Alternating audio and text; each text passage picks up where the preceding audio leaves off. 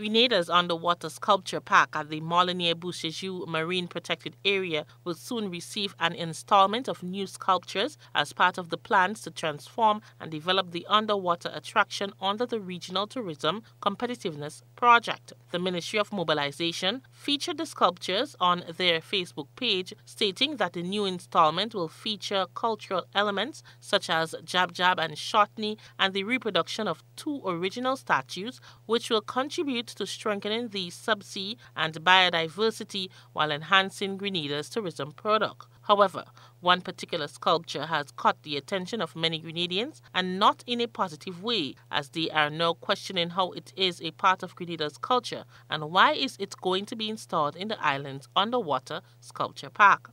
The sculpture resembles the Greek goddess Medusa, who is known to create floods and sea demons. Bishop Devon Rocher at Agape Ministry says he has many questions that need to be answered. I want to ask, what is the origin of this sculpture?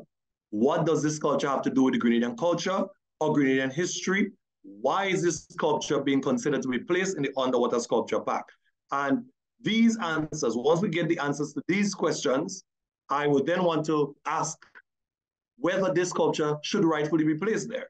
Because if it has no origin in terms of our Grenadian history, it has no tradition in terms of us as a Grenadian people, is not associated with our current culture, if that sculpture has any other origin that is an affront to our belief as a Grenadian people, whether that sculpture should be placed in the underwater sculpture park. The pastor says that as a Christian nation, those in authority need to be mindful of what idolic symbols are placed around the island, disguised as tourist attractions. I would also like to encourage persons to research Medusa. I would want to encourage persons to research Nagas in terms of how this sculpture seems to resemble those 2 types of goddesses, which are idols, basically. And we as a people say that we are Christian people. Now, the Bible speaks about the Leviathan and other creatures of the sea that are often referred to as marine spirits and so forth. We cannot be a people who wants the church to be praying. We cannot be a nation that is always asking for prayer. And then we are sending to introduction of idols into a park that is supposed to be representing us as a Grenadian people and culture.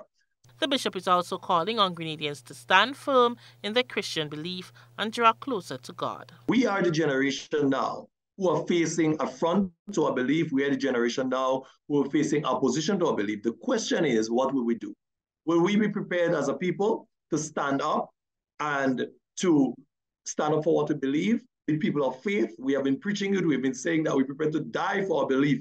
Are we really prepared to stand up and let our voices be heard? Are we going to cower? Are we going to be known as a generation that is afraid to stand up for our belief, afraid to let our voices be heard? Are we going to allow our voices to be drowned out by other agendas and other interests? Are we going to be prepared to stand up for what matters most, which is the word of God? The GBN News team reached out to the Grenada Tourism Authority and the Ministry of Mobilization to comment on this matter, but it was not forthcoming. For GBN News, I am Rena Pett Thomas reporting.